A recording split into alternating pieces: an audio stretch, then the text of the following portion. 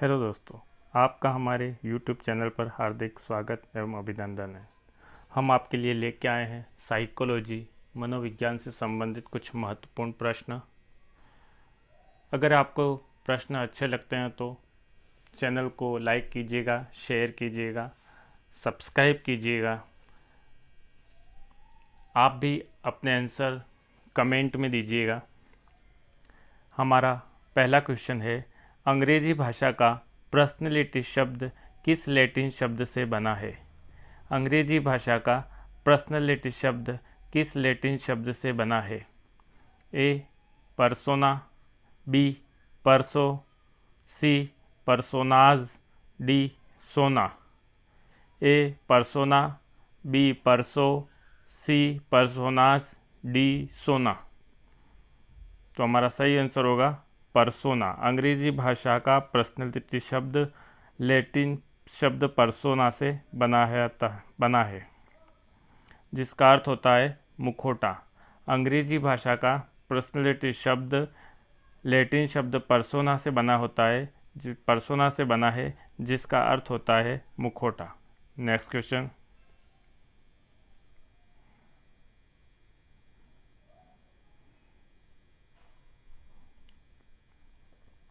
व्यक्तित्व के निर्माण की शुरुआत होती है। व्यक्तित्व के निर्माण की शुरुआत होती है। ए परिवार, बी विद्यालय, सी समाज, डी इनमें से कोई नहीं। व्यक्तित्व के निर्माण की शुरुआत होती है। ए परिवार, बी विद्यालय, सी समाज, डी इनमें से कोई नहीं। तो हमारा आंसर होगा ए परिवार।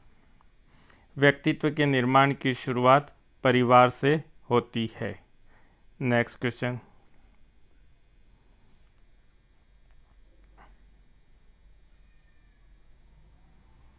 व्यक्तित्व के आत्मज्ञान सिद्धांत के प्रतिपादक हैं। व्यक्तित्व के आत्मज्ञान सिद्धांत के प्रतिपादक हैं। A Sheldon, B Goldstein, C Maslow, D Erich Fromm. आत्मज्ञान सिद्धांत के प्रतिपादक कौन है? शेल्डन, गोल्डस्टीन, मास्लो या इरिक फ्रोम।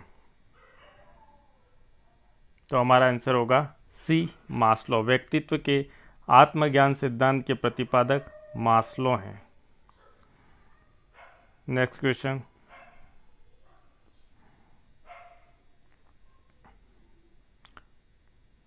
वुडवर्थ ने व्यक्तित्व के शील गुणों की संख्या बताई है। वुडवर्थ ने व्यक्तित्व के शील गुणों की संख्या बताई है। ए 10, बी 16, सी 15, डी 12। ए 10, बी 16, सी 15, डी 12। तो हमारा आंसर होगा डी 12। वुडवर्थ ने व्यक्तित्व के शील गुणों की संख्या 12 बताई है। नेक्स्ट क्वेश्चन,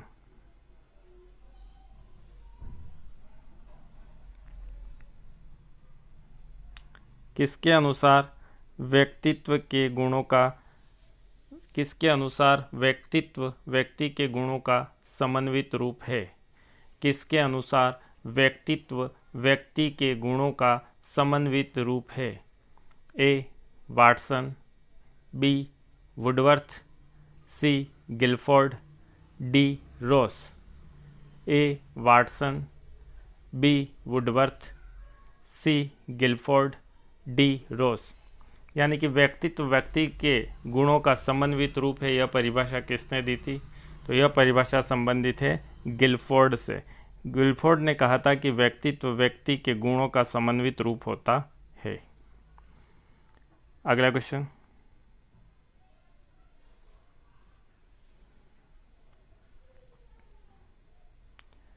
रिमंड केटल का 60 पीएफ क्या है? रिमंड केटल का 60 पीएफ क्या है? ए 16 पूर्णतावाद कारक, बी 16 व्यक्तिवादी कारक, सी 16 व्यक्तिवादी असफलता, डी व्यक्तिवादी तथ्य।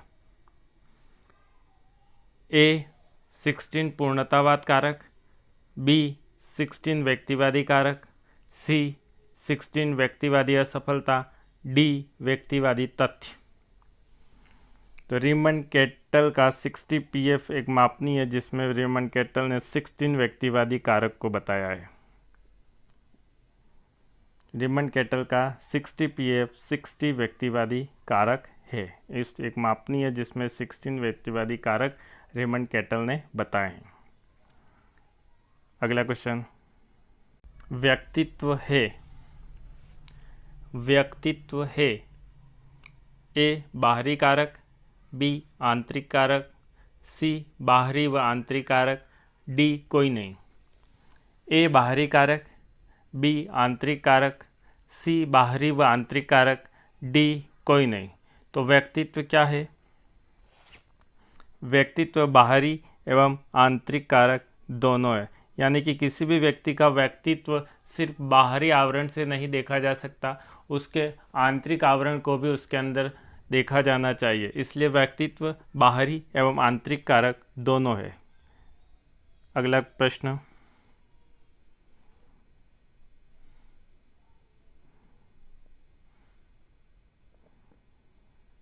वाक्य पूर्ति परीक्षण में 12 अधूरे वाक्य होते हैं जिसका प्रथम अक्षर होता है।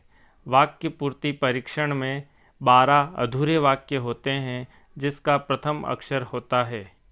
ए क, बी प, सी र, डी म।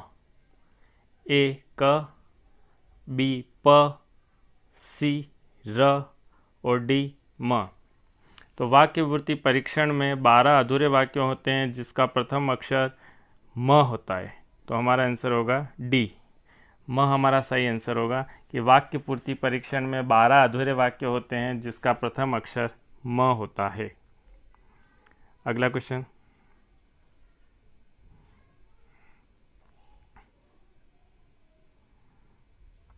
वातावरण के सापेक्ष किए गए व्यवहार को कहते हैं। वातावरण के सापेक्ष किए गए व्यवहार को कहते हैं। ए समायोजन, बी अधिगम, सी व्यक्तित्व, डी उपरोक्त में से कोई नहीं। ए समायोजन, बी अधिगम, सी व्यक्तित्व, डी उपरोक्त में से कोई नहीं। तो हमारा आंसर होगा वातावरण के सापेक्ष किए गए व्यवहार को व्यक्तित्व कहा जाता है। बहुत सारे लोग समायोजन समझ रहे होंगे, लेकिन इसका आंसर होगा व्यक्तित्व। अगला क्वेश्चन,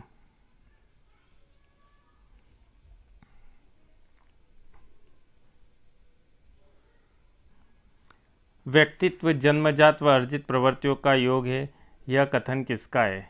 व्यक्तित्व जन्मजात एवं अर्जित प्रवृत्तियों का योग है, यह कथन किसका है? यानी कि यह परिभाषा किसने दी है कि व्यक्तित्व जन्मजात व अर्जित प्रवृत्तियों का योग है? ए वैलेंटाइन, बी वॉटसन, सी वुडवर्थ, डी शेल्डन। ए वैलेंटाइन, बी वॉटसन, सी वुडवर्थ, डी शेल्डन।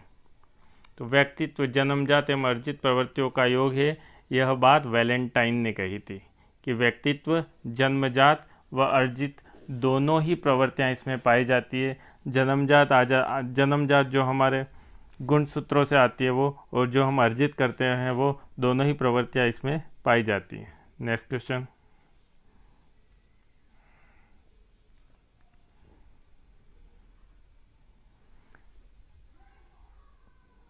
प्रकृति नेचर के आधार पर व्यक्तित्व का विभाजन किसने किया है?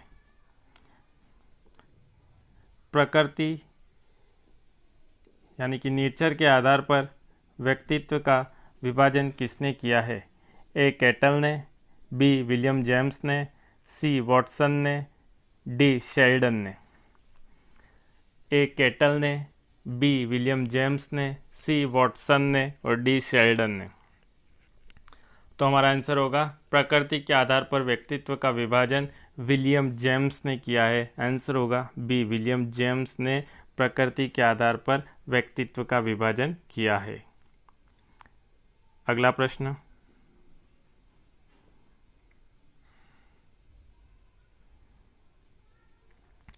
Character, personality,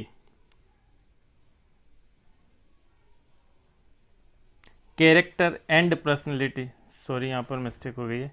character and personality नामक पुस्तक किसने लिखी? कैरेक्टर एंड पर्सनैलिटी नामक पुस्तक किसने लिखी है? ए. गार्डनर एवं मर्फी ने, बी. पोलेंस्की ने, डी. सी. वुडवर्थ ने, डी. शेल्डन ने। कैरेक्टर एंड पर्सनैलिटी है यहाँ पर, कृपया क्वेश्चन को सही कर लीजिएगा। कैरेक्टर एंड पर्सनैलिटी नामक पुस्तक किसने लिखी है? ए. गार्डनर एवं Murphy, B. Polansky, C. Woodworth, D. Sheldon. तो हमारा आंसर होगा कैरेक्टर एंड पर्सनैलिटी नामक पुस्तक पोलेंस्की ने लिखी है। पोलेंस्की ने कैरेक्टर एवं पर्सनैलिटी नामक पुस्तक लिखी है। अगला क्वेश्चन,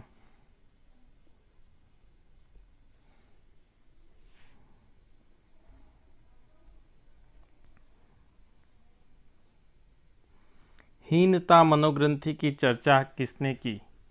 हीनता मनोग्रंथि की चर्चा किसने की?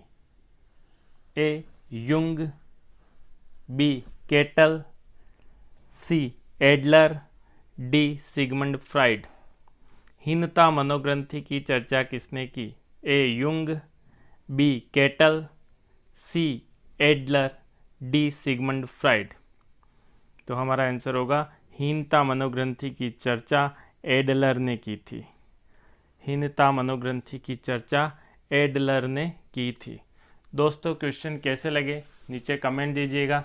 अगर आपने अभी तक हमारा चैनल सब्सक्राइब नहीं किया है तो सब्सक्राइब कीजिएगा और पास में बेल आइकन को दबाइएगा ताकि नया नोटिफिकेशन आपके पास जल्द से जल्द आ सके। लाइक कीजिएगा, शेयर कीजिएगा। धन्यवाद।